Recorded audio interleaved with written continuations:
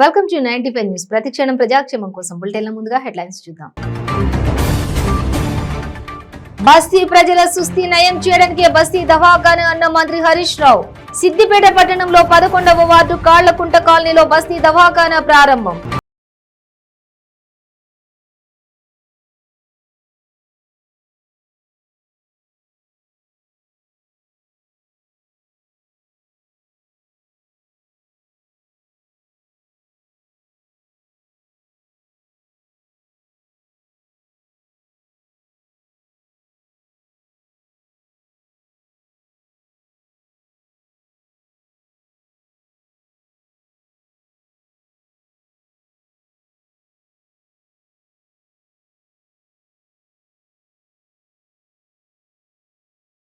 ఇక డీటెయిల్స్ చూస్తే బస్తీ ప్రజల సుస్థి నయం చేయడానికి బస్తీ దవాఖానా ఏర్పాటు చేసి అందుబాటులోకి తెచ్చామని రాష్ట్ర ఆర్థిక వైద్య ఆరోగ్య కుటుంబ సంక్షేమ శాఖ మంత్రి హరీష్ రావు చెప్పారు. సిద్దిపేట పట్టణంలోని 11వ వార్డు కాళ్లకుంట కాలనీలో బస్తీ దవాఖానాను మంత్రి హరీష్ రావు ప్రారంభించారు. ఈ సందర్భంగా మంత్రి మాట్లాడుతూ కాళ్లకుంట కాలనీ బస్తీ దవాఖానాలో అన్ని రకాల సౌకర్యాలు మందులు అందుబాటులో ఉన్నాయని, సిద్దిపేటలో 1000 పడకల ఆసుపత్రి త్వరలోనే అందుబాటులోకి రానున్నదని తెలిపారు.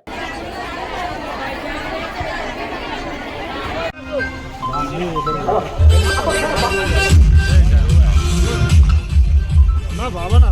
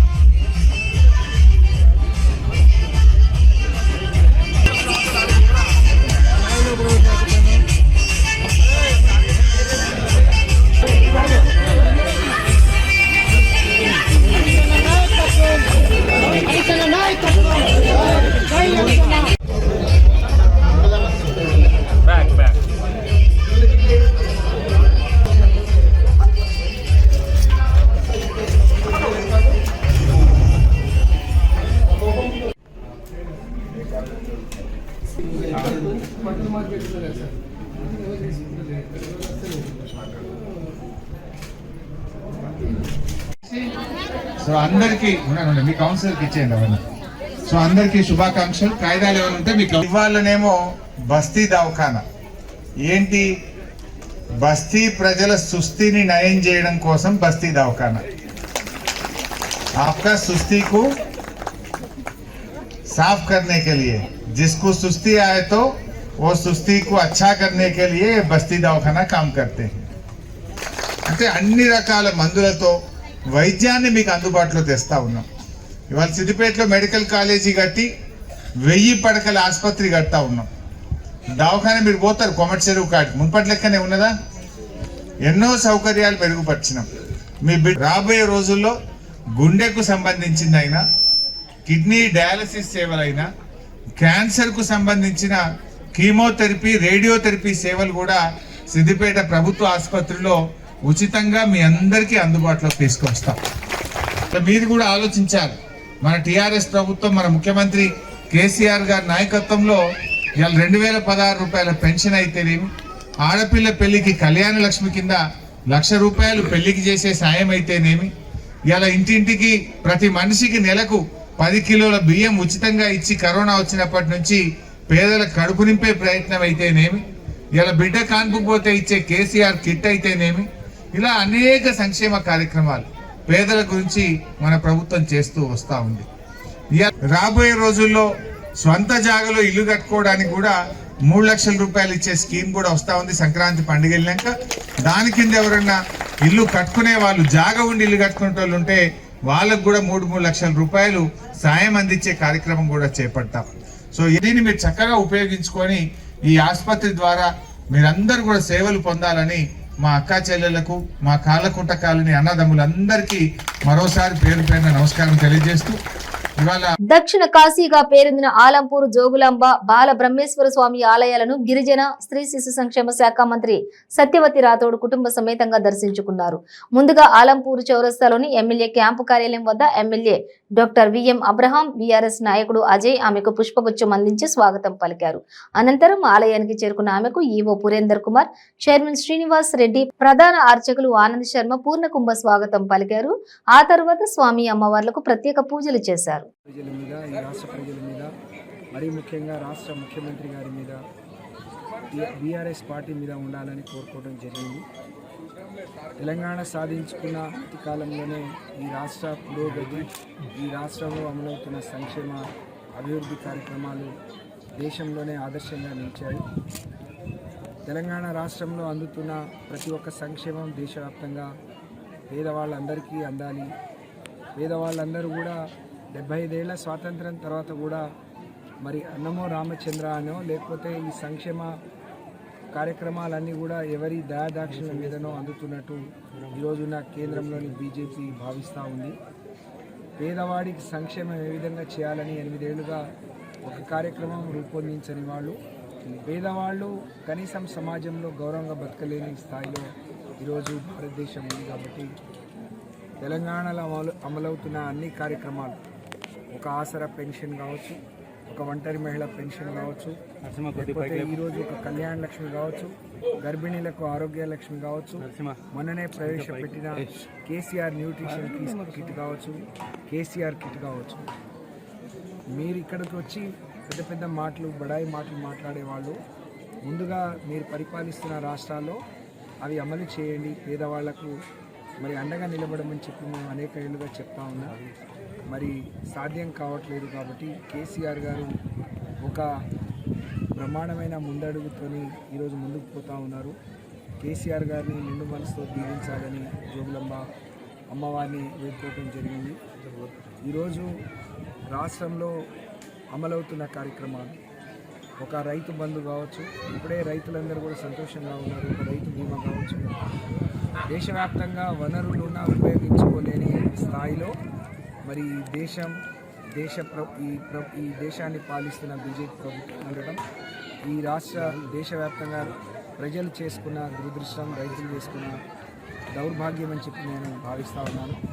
ఎందుకంటే లక్షల టీఎంసీలు నీళ్లు నదులలో ప్రవహిస్తున్నా, అవి సముద్ర పాలవుతున్నా, వాటిని ఏ విధంగా ఉపయోగించుకోవాలో తెలియక కోట్లాది ఎకరాలు ఎడారిగా ఉన్నాయి. అలాగే ఈ రాష్ట్రంలో సాధ్యమైనట్టు 24 గంటల ఉచిత కరెంటు, నాణ్యమైన కరెంటు దేశవ్యాప్తంగా కూడా ఇచ్చే వనరులు ఉన్నా ఈరోజు ఢిల్లీ నడిబొడ్డున దేశ రాజధానిలో 24 గంటల కరెంటు ఉండదు, తాగటానికి నీళ్లు ఉండదు. ఈ దౌర్భాగ్యం, ఈ దుస్థితికి పోవాలి అంటే ప్రజల అవసరాలు తెలిసిన నాయకుడు, ప్రాంతాల అవసరాలు తెలిసిన నాయకుడు, దేశవ్యాప్తంగా ఉన్న వనరుల గురించి తెలిసిన నాయకుడు ఈ దేశాన్ని పాలించే రోజు వచ్చిందంటే ఈ దేశ ప్రజలందరికీ కూడా మేలు జరుగుతుంది, దేశంలో ఉండే పేదలకు మేలు జరుగుతుంది అని చెప్పి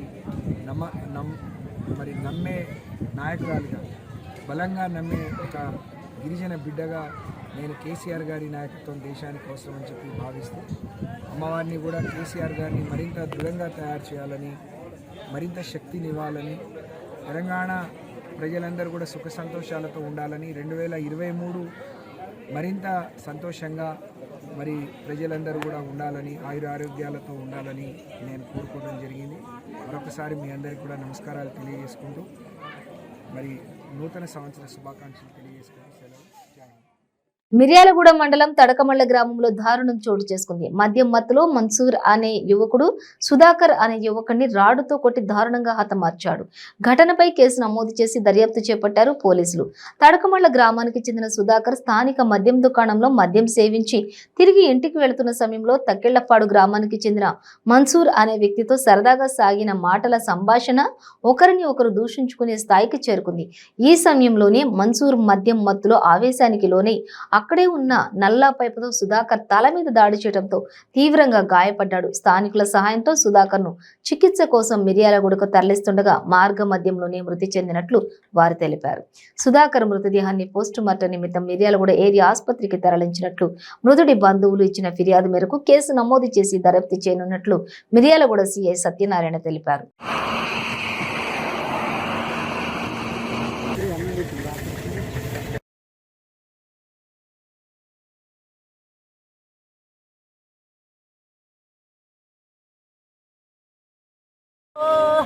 ఓ తమ్ముడా వస్తాడమ్మో ఓ తమ్ముడా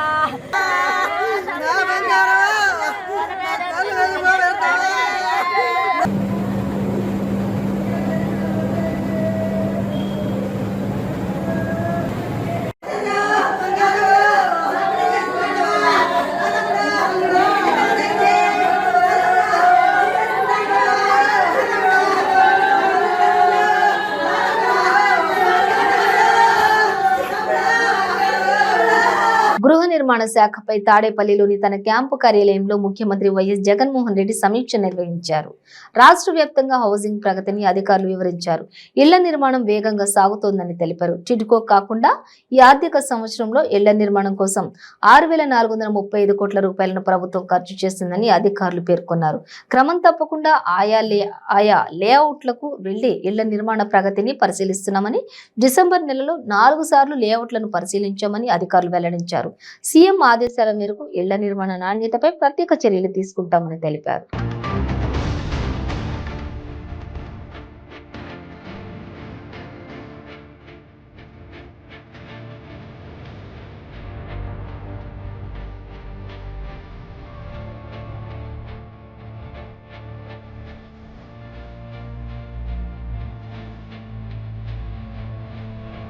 ఏలూరులో దీక్ష చేస్తున్న మాజీ మంత్రి చేగుండి హరరామ జోగయ్య తన దీక్ష విరమించారు. దీంతో జోగయ్య అభిమానులు ఊపిరి పీల్చుకున్నారు. పవన్ కళ్యాణ్ జోగయ్యను దీక్ష విరమించాలని అందరం కలిసి త్వరలో ఒక నిర్ణయం తీసుకుందామని చెప్పడంతో జోగయ్య ఎట్టకేలకు దీక్ష విరమించి వైద్యుల ట్రీట్మెంట్ ఏలూరులో తీసుకుంటున్నారు. పవన్ కళ్యాణ్ గారు నిరాహార దీక్ష విరమణ చేయమని సలహా ఇచ్చారు. వారు ఇచ్చిన సలహా ప్రకారంగా నేను విరమణ చేస్తున్నాను దీక్షని. ఈ సందర్భంలో రాబోయేటువంటి వారం రోజుల్లో దీనికి ఆల్టర్నేటివ్గా హైకోర్టుకి వెళ్ళడానికి డెసిషన్ తీసుకున్నారు. కాబట్టి రిజర్వేషన్స్ కలెక్ట్ చేయాలని చెప్పేసి, ఇది న్యాయసమ్మతం అని చెప్పేసి హైకోర్టుకి వెళ్ళడానికి రెడీగా ఉన్నా. అది కాకుండా పోలీస్ డిపార్ట్మెంట్ వారిని ఒకటే రిక్వెస్ట్ చేస్తున్నా, ఈ రోజున కానీ నిన్న కానీ నాకు మద్దతు తెలపడానికి వచ్చినటువంటి చాలామంది వచ్చారు, స్నేహితులంతా కూడా. వారిని చాలామంది అరెస్టులు కూడా చేశారు. అది వెంటనే వాళ్ళని రిలీజ్ చేయండి, వాళ్ళ మీద ఏ కేసులు లేకుండా చూడాలని చెప్పేసి వాళ్ళని కోరుకుంటూ నేను వెంటనే విరమణ చేయడానికి నిర్ణయం చేసుకున్నాను. కాబట్టి అందరూ కూడా నాకు సహకరించాల్సిందని, రాబోయే కాలంలో రిజర్వేషన్స్ దక్కించుకోవడానికి నేను చేసేటువంటి కార్యక్రమాలన్నింటికీ కూడా మీకు సహకారం వస్తుందని చంద్రబాబు 40 ఏళ్ల ఇండస్ట్రీ అని చెప్పుకుంటూ ఇప్పటికీ 3 ఘటనల్లో 40 మంది ప్రాణాలు పొట్టన పెట్టుకున్నారని, డ్రోన్ కెమెరాల షాట్ల కోసం సందుల్లో సభలు పెట్టి ప్రజల ప్రాణాలతో చెలగటమాడుతూ నీతి మాలిన రాజకీయాలు చేస్తున్నారని మంత్రి ఆర్కే రోజా విమర్శించారు. అయినా దీనిపై ఏ పార్టీ ఏ మీడియా డిబేట్లు చేయకపోవడం చాలా ఆశ్చర్యంగా ఉందన్నారు. చంద్రబాబుకు మనవడితో ఆడుకోవాల్సిన వయసులో ఈ పబ్లిసిటీ పిచ్చి ఏంటో తనకు అర్థం కావడం లేదన్నారు. సిగ్గు లేకుండా ఆ పార్టీలో ఉన్న నక్క ఆనంద్ అంటాడు, మరి లోకేష్ గారి పాదయాత్రని అడ్డుకోవటానికే ఇవన్నీ కూడా చేస్తున్నారు అంటున్నారు. వీళ్ళు అన్నం తింటున్నారా, ఇంకేమన్నా తింటున్నారా? చీరలు ఇస్తామనింది మీరు, టోకన్లు ఇచ్చింది మీరు, 5-6 గంటలు వాడిని వెయిట్ చేయించింది మీరు. చంద్రబాబు నాయుడు వచ్చినాక ఒక్కసారిగా గేట్లు వదిలి డ్రోన్ కెమెరాలో ఆ పరిగెడుతున్న షాట్స్ కోసం ఆడవాళ్ల ప్రాణాలు పొట్టన పెట్టుకునింది మీరు. దీంట్లో వైఎస్ఆర్సీపీ ఎక్కడ కుట్ర పనింది? అసలు లోకేష్ గారు పాదయాత్ర చేస్తే మాకేంటి, పాదయాత్ర చేయకపోతే మాకేంటి? అది తెలుగుదేశం పార్టీ వాళ్ళు మీకేమైనా భయమేమో. లోకేష్ గారు అడుగుపెట్టినప్పటి నుంచి ఈ పార్టీ స్టెప్ బై స్టెప్ సర్వనాశనం అయిపోతుంది. సో వీడు ఇంకా పాదయాత్ర కూడా స్టార్ట్ చేస్తే ఈ పార్టీ ఏమైపోతుందన్న భయంతో మీరు ఆపుతున్నారేమో, మాకు అవసరం లేదు. ఎందుకంటే లోకేష్ అన్నవాడు గోదావరి పుష్కరాల్లో వాళ్ళ నాన్నతో పాటు అడుగు పెట్టగానే 29 మంది మటాష్. హైదరాబాద్ ఎన్నికలకు వెళ్ళాడు, హైదరాబాద్ నేనే కట్టానని చెప్పుకున్నాడు వాళ్ళ నాన్న. అక్కడ ఏ విధంగా చిత్తుగా ఓడిపోయాడో మనం చూసాం. ఆ తర్వాత కుప్పానికి వెళ్ళాడు, కుప్పంలో అడుగు పెట్టాడో లేదో ఎంపీటీసీలు, జడ్పీటీసీలు, మున్సిపాలిటీ మొత్తం కూడా తెలుగుదేశం పార్టీ ఓడిపోయి వైఎస్ఆర్సీపీ గెలిచింది. అండ్ ముఖ్యమైనది వాళ్ళ నాన్న పాపం ప్రేమగా ఎమ్మెల్సీని చేస్తే శాసన మండలిలో అడుగు పెట్టిన రోజే ఓటుకు నోటు కేసుకి చంద్రబాబు నాయుడికి నోటీసులు వచ్చిన సంగతి కూడా తెలుగుదేశం పార్టీ వాళ్ళకి తెలుసు. కాబట్టి వాళ్ళు భయపడుతున్నారు, అమ్మ వీడొస్తే ఏమైపోతాం, ఇప్పటికే 23కి వచ్చాము, నెక్స్ట్ 0 అనేది వాళ్ళకి అర్థమైపోయింది. కాబట్టి వాళ్ళు ఏదైనా కుట్రలు పన్నాలి, కానీ మాకు అవసరం లేదు. 40 ఇయర్స్ ఇండస్ట్రీ అని చెప్పుకుంటూ ఉంటాడు చంద్రబాబు నాయుడు. 40 ఇయర్స్ ఇండస్ట్రీ అని చెప్పుకుంటూ 40 మంది ప్రాణాలు తీశాడు. గతంలో తన అధికారంలో ఉన్నప్పుడు 29 మంది పుష్కరాలలో ఏ విధంగా మామూలు వాళ్ళు వచ్చే చోటికి ఆయన వచ్చి గేట్లు సడన్గా తెరిచి ఆ డ్రోన్ విజువల్స్ కోసం ప్రాణాలు తీసి మళ్ళీ ఆ ఫుటేజ్ని మాయం చేసి ఆ రోజు ఎలా తప్పించుకున్నాడో ఈ రాష్ట్ర ప్రజలు మర్చిపోలేరు. ప్రజలు క్షమించరు కాబట్టి ఆయనకు బుద్ధి చెప్పారు 2019 ఎన్నికల్లో. మళ్ళీ ఇప్పుడు మీరు చూస్తే కందుకూరులో ఒక సందు గొంతులో ఫ్లెక్సీలతో సగం ప్లేస్ మూసేసి అక్కడ ఏ విధంగా పేద ప్రజల్ని రప్పించుకొని డ్రోన్ కెమెరాలతో నైట్లలో షూటింగ్, పోనీ పొద్దున్నుంచి ఏమన్నా సాయంత్రం వరకు బిజీగా ఉన్నాడంటే ఏ పని లేక గోర్లు గిల్లుకోవటం, లేదంటే ఇట్లాంటి నీతిమాల రాజకీయాలకి స్కెచ్లు వేయటం తప్ప ఏ పని లేని చంద్రబాబు నాయుడు నైట్లో వచ్చి అక్కడ మీటింగ్ పెట్టి 8 మందిని చంపేస్తే కానీ కనీసం ఈ రాష్ట్రంలో దాని మీద డిస్కషన్ ఉండదు, దాని మీద ఎవ్వరు కూడా విమర్శించరు. సిపిఐ కానీ జనసేన కానీ ఎవ్వరు కూడా ఏ పార్టీ కూడా విమర్శించదు. ఏ టీవీ డిబేట్లలో విశ్లేషకులు కూడా మాట్లాడరు. అంటే వీళ్ళందరూ ఏంటి, చంద్రబాబు నాయుడు గుప్పిట్లో ఉండి ఆయన వేసే గింజలకు ఆశపడుతున్నారు అనేది కూడా వాళ్ళ ఆన్సర్ చెప్పాల్సిన అవసరం ఉంది. బాపట్ల జిల్లా కొల్లూరు మండలం పరిధిలోని చినపుల్లివరు గ్రామంలో గుడిపల్లి లక్ష్మీ విలాసం అనే వృద్ధురాలిని హత్య చేశారు. చినపులివరు గ్రామంలో తన నివాసంలో తల్లి కూతురు నివసిస్తారు. కూతురు చర్చికి వెళ్లిన సమయంలో పచ్చడి బండతో మోదీ హత్య చేశారని స్థానికులు తెలిపారు. వృద్ధురాలి దగ్గరున్న పెన్షన్ డబ్బుల కోసం అదే గ్రామానికి చెందిన 3 యువకులు హత్య చేశారని అనుమానం వ్యక్తం చేశారు. నిందితులను కొల్లూరు పోలీసులు అదుపులోకి తీసుకుని విచారిస్తున్నారు.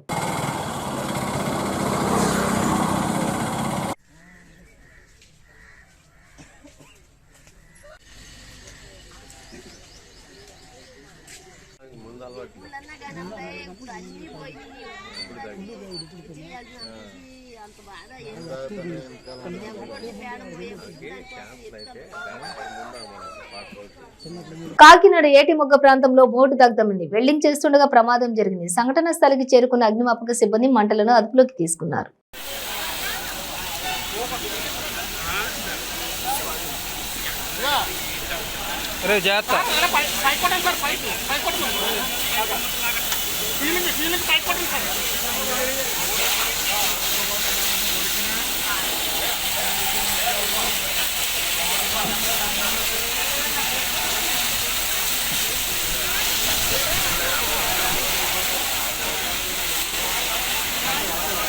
ప్రకాశం జిల్లా తర్లుపాడు మండలం బొడ్డపల్లిలో 12 అడుగుల కొండ చిలువ కనిపించడంతో గ్రామస్తులు భయభ్రాంతులకు గురయ్యారు. వెంటనే అటవీశాఖ స్నేక్ క్యాచర్ నిరంజన్ కు సమాచారం అందించారు. సమాచారం అందుకున్న స్నేక్ క్యాచర్ సంఘటన స్థలానికి చేరుకుని చాకచక్యంగా కొండ చిలువను పట్టుకోవడంతో గ్రామస్తులు ఊపిరి పీల్చుకున్నారు. పాములు కనిపిస్తే వాటిని హాని చేయకుండా సమాచారం అందించాలని స్నేక్ క్యాచర్ నిరంజన్ కోరారు.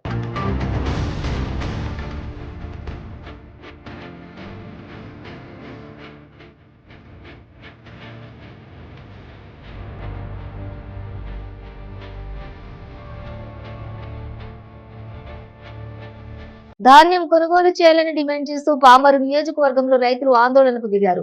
కొత్తపెద్ద మద్దాలి వద్ద రోడ్డుపై బైఠాయించారు. రోడ్డుకు అడ్డంగా ట్రాక్టర్ పెట్టి నిరసన చేపట్టారు. దాంతో వాహనాలు భారీగా నిలిచిపోయాయి.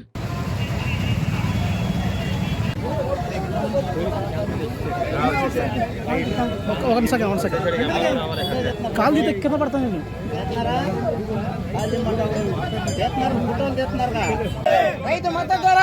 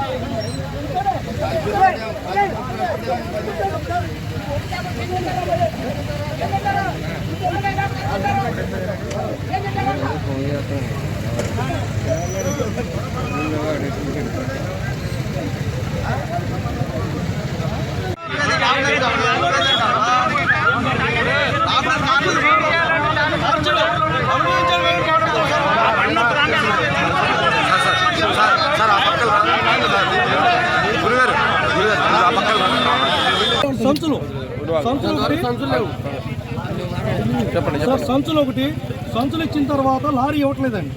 లారీకి మేమే పెట్టుకోవాలంట, టాటా కూలీ మేమే పెట్టుకోవాలంట, ట్రాన్స్పోర్టేషన్ మేమే ఇవ్వాలి, టాటా కూలీ మేమే పెట్టుకోవాలి, అన్నీ మేమే చేయాలండి. అలాగే ఇక్కడి నుంచి బయలుదేరే ముందు మాకు లారీ ప్రొవైడేషన్ ఒకటి, రెండోది ఈ ఎంతో రేట్ ఎంత పడిందో అంత రేటే ఇవ్వాలండి. రెండోది ఏంటంటే ఇప్పుడు అక్కడ ఒక 1,50,000 అయింది అనుకున్నాం సార్. 1,50,000లో ఇది మామూలు 1,540 రూపాయల మీద 1,50,000 అయింది. ఆ 1,50,000లో 30,000 కట్టాల్సి వచ్చింది అనుకోండి, అమౌంట్ తగ్గింది అనుకోండి, రైతుని ఒట్టనే తోలమన్నారు, లేదంటే డబ్బులనే కట్టమన్నారు. మ్యాక్సిమం డబ్బులకే అడుగుతున్నారు. డబ్బులు ఎక్కడి నుంచి తెచ్చి కడతామండి? ఈ ఒడ్డు తోలకి నానా బాధలు పడి, నానా అవస్థలు పడి, అప్పులు చేసి సొప్పులు చేసి తీసుకొచ్చి కడుతున్నామండి. ఎక్కడి నుంచి తేవాలి? ఏ రకంగా తేవాలి? ఏ రకంగా కట్టాలి? ఇప్పుడు అక్కడికి వెళ్ళింది FTO, దాని ప్రకారం ఇంత అమౌంట్ వచ్చింది, ఈ అమౌంటే కొట్టించండి. పోయిందే ఉంది సార్, వచ్చిన అమౌంటే కొట్టండి. 1,50,000 1,20,000 వచ్చింది, 1,20,000 కొట్టండి. మీరు 1,50,000కి మిగిలిన 30,000 మమ్మల్ని కొట్టుకొని మనం ఎక్కువ కొట్టడం ఏంటి అంటే ఏంటి మీనింగ్?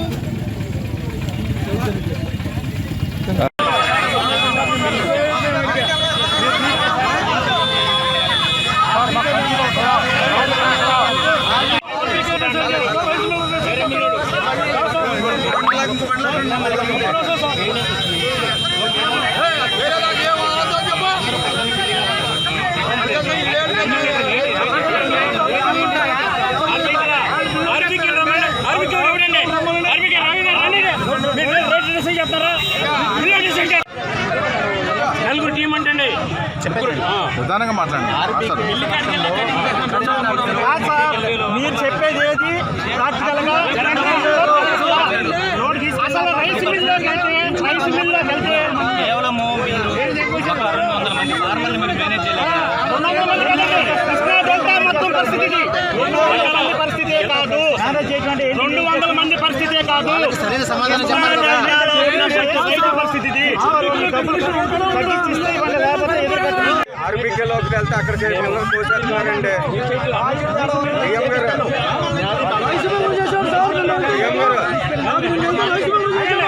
అది అయిపోయింది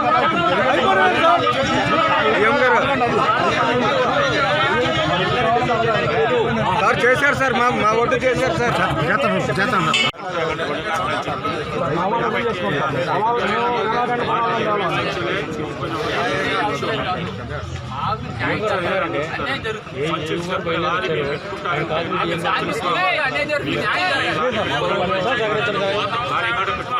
ఏం గారు వచ్చి ఆమె ఇచ్చేసి వెళ్ళిపోతా. అసలు వారం రోజుల నుంచి ఒకే మాట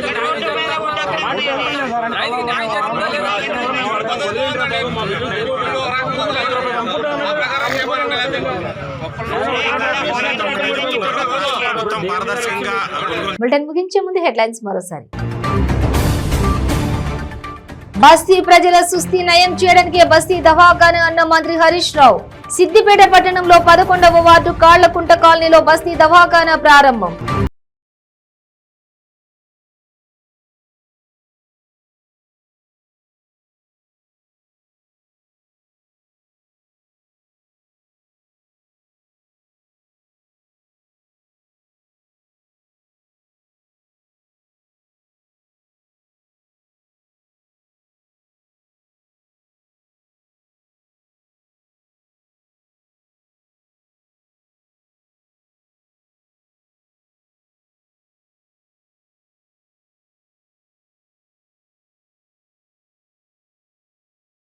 ఇవి బులెటిన్ డీటెయిల్స్. చూస్తూనే ఉండండి 95 న్యూస్.